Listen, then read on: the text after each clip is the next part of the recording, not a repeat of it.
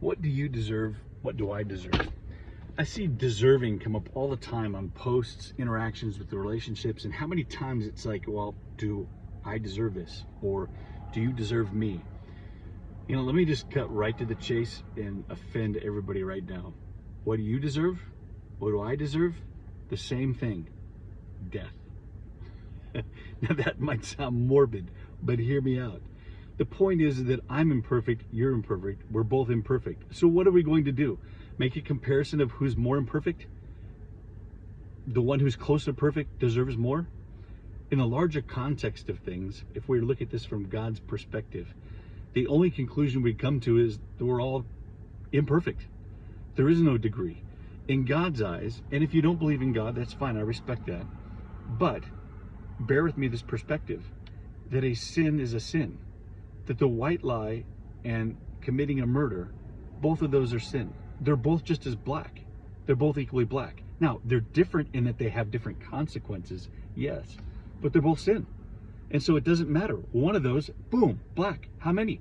You don't need any more. It's the same degree of blackness. So we're all imperfect. So it makes no sense as to why we do this comparison. To be honest, it's a selfish response. So I'm amazed though at how many times, well, you don't deserve, you do deserve, you don't deserve me. Why do we speak that way? All we're doing is lifting ourselves up. And we know how Lucifer fell. And if it's just a story to, believe in that, that's fine. But Lucifer put himself as equal to God. Well, why do we want to commit the watered down version of making ourselves better than the other person? And all that does is divide us. It's not about deserving. And at the end of the day, if I deserve death and you deserve death, if you're listening to me and I'm talking, we're alive. We deserve death, we have life. It's like, wait a minute. We have life and we deserve death. We have clothes, we have a house, we have food. Look at everything we have. In fact, we receive the opposite of what we deserve. How odd is that?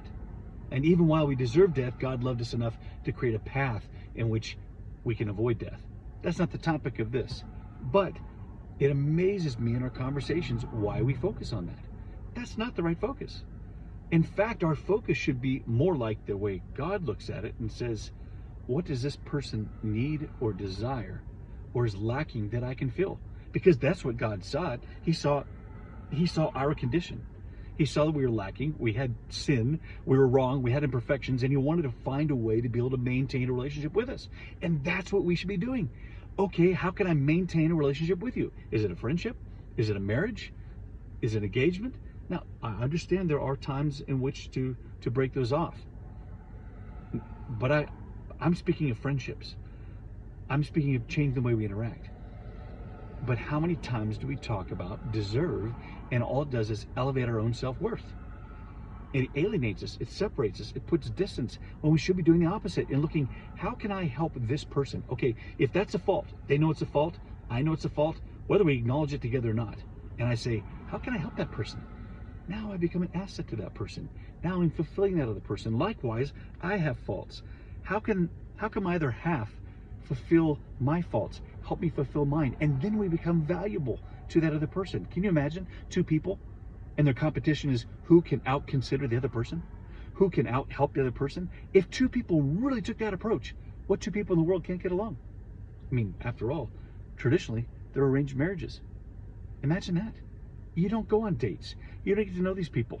And yet today, we kind of make that gray area really big. We go on dates longer. People live together before they get married. We're trying it on. And all we're doing the entire time is living ourselves the scapegoat. So I'll do another video on that. What to look out for in the beginning. And if you're already past the beginning of the relationship, what to do next. But so the next time you find yourself going, I deserve, stop, pause and think, wait a minute, what do I deserve and what do I have? What can I actually give and be to that other person? All right, take care.